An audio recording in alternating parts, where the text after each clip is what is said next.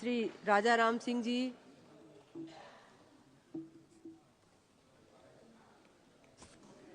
सभापति महोदय, मैं राष्ट्रपति के अभिभाषण पर जो धन्यवाद प्रस्ताव पेश हुआ है उसके खिलाफ में बोलने के लिए खड़ा हूँ। सबसे पहले मैं महाकुंभ में जो लोगों की मौतें हुई हैं उस पर श्रद्धांजलि देता हूँ। और ये लगातार हो रहा है। मध्य प्रदेश में, गुजरात में पिछले दिनों धार्मिक आयोजनों में सैकड़ों लोगों की मौत हुई। तो ऐसा लग रहा है जैसे सरकार ने एक रणनीति बना ली है कि बड़ा भगदड़ होगा तो ये माना जाएगा कि बड़ी आस्था है देश में। ये रणनीति के तहत ये चीजें हो रही हैं, ये बहुत चिंताजनक है।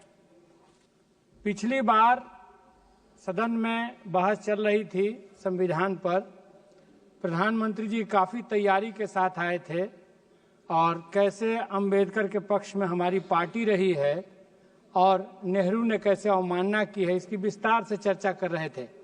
लेकिन राज्यसभा जाते जाते दिल की बात जुबां पर आई। ये क्या करते रहते हो अंबेडकर अंबेडकर अंबेडकर अंबेडकर। ये बात सेकंड नंबर की कुर्सी पर बैठने वाले एक मंत्री ने कही। तो बात वो जुबान नहीं फिसली, वो असल में दिल की बात जुबां पर आ गई। तो पूरा पोल खुल गया।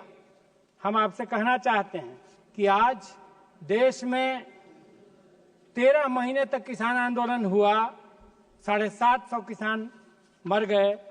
सरकार को इसी सदन में अपने द्वारा पारित कानूनों को वापस लेना पड़ा और उसके बावजूद अभी एक दूसरे रास्ते से सरकार NPFAM के तहत एक पॉलिसी लाने जा रही है, national policy framework on agriculture marketing, जिसके तहत उन्हीं कानूनों को छद्म रूप से लागू करने की कोशिश है। किसानों के मार्केटिंग पर बहुराष्ट्रीय कंपनियों को हावी कर देना है, किसानों की खेती को कॉरपोरेट फार्मिंग के रूप में तब्दील कर देना है और इस तरह से मल्टीनेशनल्स को भारतीय कृषि बाजार पर हावी कर देना है। उसमें न तो PDS से जन वितरण प्रणाली में अनाज देने की गारंटी की बात की गई है और न ही किसानों को MSP देने की बात की गई है। बात हो रही है कि किसान आत्महत्या कर रहे हैं, उन कर्जे में डूब रहे हैं। इससे बचाने के लिए स्वामीनाथन आयोग की सिफारिश के अनुरूप उनको C2+50% देना होगा। लेकिन सरकार अपने इरादे को, छुपे हुए इरादे को बार बार विभिन्न तरीके से लाने से बाज नहीं आ रही। और हम ये कहना चाहेंगे कि ये रोकना पड़ेगा। मैं कुछ अपने क्षेत्र के मांगों को उठा करके फिर इस बात पर आऊंगा। हमारे यहाँ बिहार में अभी जो राशि गई, बिहार के कुछ सांसदों ने कहा कि बिहार के लिए बहुत सरकार कर रही है, आज तक विशेष राज्य का दर्जा नहीं मिला है।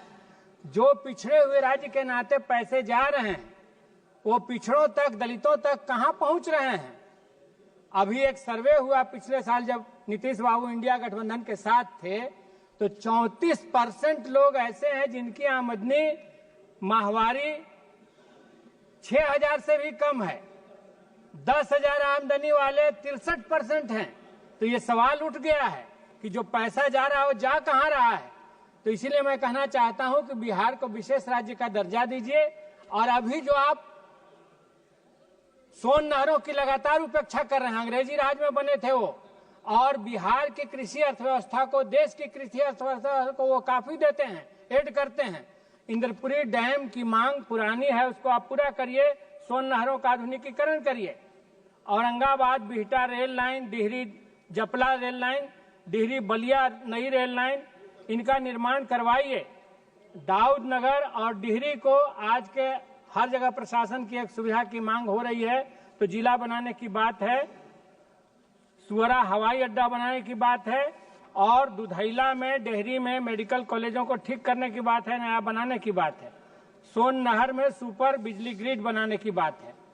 इसके साथ साथ मैं अंतिम में ये बात कहूंगा कि अभी एक बात हो रही थी कि बीजेपी अपने को कहती है, यहाँ पर सत्ताधारी दल के, हम बड़े संस्कार वाले हैं।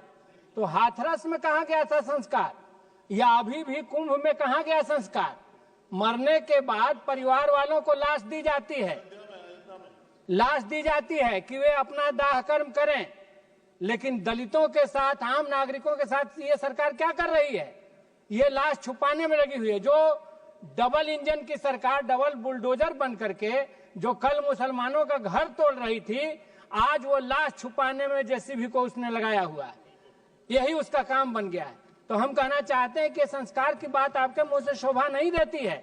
और जो आप तमिल काशी संगम पर पीठ ठोक रहे हैं कि देखिए हम सांस्कृतिक एकता के पक्ष में खड़े हैं, तो आप क्या खड़े होइएगा? आपने तो इसी सदन से सुप्रीम कोर्ट में एफिडेविट दिया कि सेतु समुद्रम नाम की कोई चीज नहीं थी, ये राम रावण युद्ध कभी हुआ ही नहीं, इसलिए ये बेकार की बातें हैं। ये सुप्रीम कोर्ट में आप ही की पुरानी सरकार ने एफिडेविट देकर के कहा है। तो जहां पर कॉर्पोरेट हितों से मामला टकराता है, वहां पर आप आस्था के बाद पीछे छूट जाता है। इसीलिए हम कहना चाहते हैं कि ये सांस्कृतिक राष्ट्रवाद नहीं है, ये मतलब की बात है। ये अपने स्वार्थ में जो आपको सूट करता है उसको आप लागू करते हैं, कॉर्पोरेट हितों का आप संरक्षण करते हैं, और कॉर्पोरेट धीरे धीरे विकास के ऐसे मॉडल पर ले जा रहे हैं।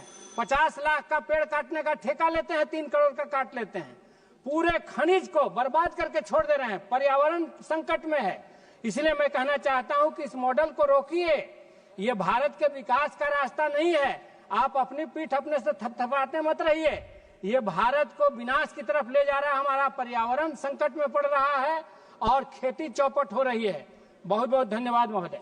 धन्यवाद जी।